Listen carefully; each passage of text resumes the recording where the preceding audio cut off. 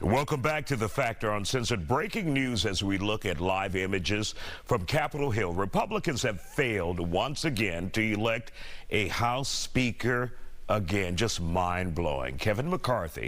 Congressman Kevin McCarthy rejected a few minutes ago for the 14th. That's 14th time. Voting has been ongoing for 4 days now. The first time this has happened in more than 160 years. All of this is unfolding as the country remembers the Capitol riots. It happened exactly 2 years ago today. All hell broke loose in Washington, D.C. We all watched it in horror, with rioters climbing up walls and breaking windows to enter the Capitol. 2 years later, we're still seeing the fallout of that day. So far, more than 900 arrests from Maine to California. 18 have been charged with seditious conspiracy. 284 people charged with assaulting or resisting an officer. 295 have been charged with obstruction, with lawsuits and prosecution still underway. Now, Representative Reynolds and Charles Adams are both here to discuss this issue. Looking at it 2 years ago, I actually thought it was last year because it seems so fresh. It seems like just yesterday, one of our darkest days in our country's history, when under the auspices of the big damn lie from Trump, these obstructionists, these domestic terrorists stormed our Capitol on January the 6th to overflow the free flow of an election, to try to overthrow the peaceful transfer of power from Trump to Biden. He won legitimately, and these people were there to try to stop it. They were there to do anything by any means necessary to stop the transfer of power. It is one of the darkest days in our country. I'm very grateful that those Capitol police officers were there, because heaven forbid, if they didn't do the courageous thing, then there would have been possibly dead members of the U.S. Congress. And it would have just delayed it, but it certainly would have denied it. But we're so grateful for those officers. But it's one of our dark days. We're grateful that the Justice Department is seeking charges, and I hope ultimately Trump is held responsible, because he was the person that was the architect of that insurrection. And Charles, we go with you with that question. Will former President Donald Trump be held accountable, culpable for this? I think this new special prosecutor will most certainly indict him. I don't think it'll be a good thing for America. I think it'll further exacerbate the issue.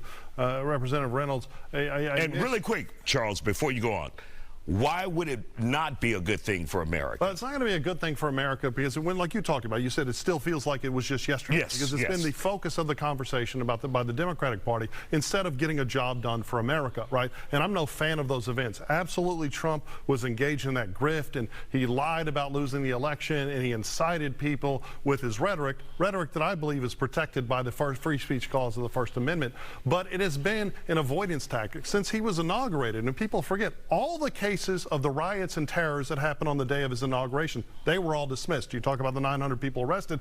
It's feeding into the conservative persecution belief, right? Because you see so few arrests for all of the terror that washed across this country, and the arson and the rioting, the Pacific Northwest, the Antifa riots, where they were trying to burn federal buildings. Well, all those cases were dumped. The two lawyers who firebombed an NYPD vehicle were charged with terrorism, pled guilty to it. Then the Biden administration allowed them to withdraw their pleas so they get a better sentence. So you're feeding into this belief that conservatives feel like there's this ideological double standard. Why are we spending so much effort investigating them, but we're ignoring all of this other criminality that's washing all over this country? I think we need accountability. I think America needs to come to grips that Trump did some awful things and used some awful rhetoric. But you also, with this whole Twitter stuff, you found that our federal government was pushing social media platforms to not just silence politicians, but also to silence conservative American voices. And when you say that, explain that to the viewer who may have missed that, Charles. So you've had this data dump from Musk, where you have different departments in the federal government reaching out to social media platforms and pushing them to remove voices off it. And that's clearly a violation of the free speech clause. If a private entity like Facebook or Twitter decides, hey, I want to silence some idiot, that's fine.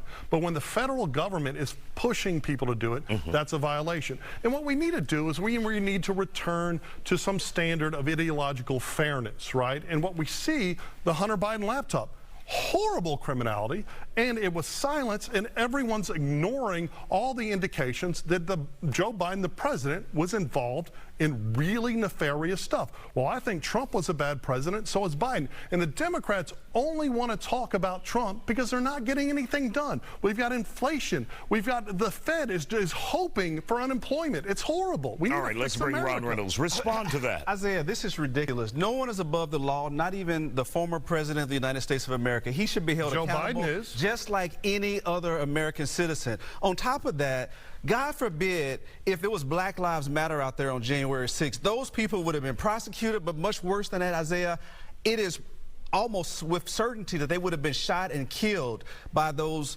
officers that day. So these are white supremacists. These were, this was a whole bunch of right-wing propagandists that were there to overflow our government, and Trump needs to be held accountable. But how the can research say from the that? January 6th committee has proved it. There's been so much evidence. But how can you say that when we saw all the arson and all the terror from the riots and social justice? I'm all for Black Lives Matter. I'm all for those conversations. But we saw horrible criminality all across this country with very little consequence. And you say, well, now tons of people are above the law. Joe Biden, his son Hunter Biden, using crack, lying about gun purchases, and I don't care. I'm not a Republican. I'm disgusted by a lot of the Republican Party, but I'm disgusted by a lot of the Democratic Party too. And when you sit here and you lie into this thing, but no one's looking. People got thrown off. The New York Post got thrown off Twitter for publishing the story, and that's how you're stripping America apart. Whereas Republicans are prosecuting. You're absolutely right. You are absolutely right that in America, for the longest time, police used horrible violence against African American men and men of color, completely unfair. But we don't fix that problem by now deciding, hey, we're just going to prosecute Republicans. We're just going to silence Republicans. All right. Out of time, guys.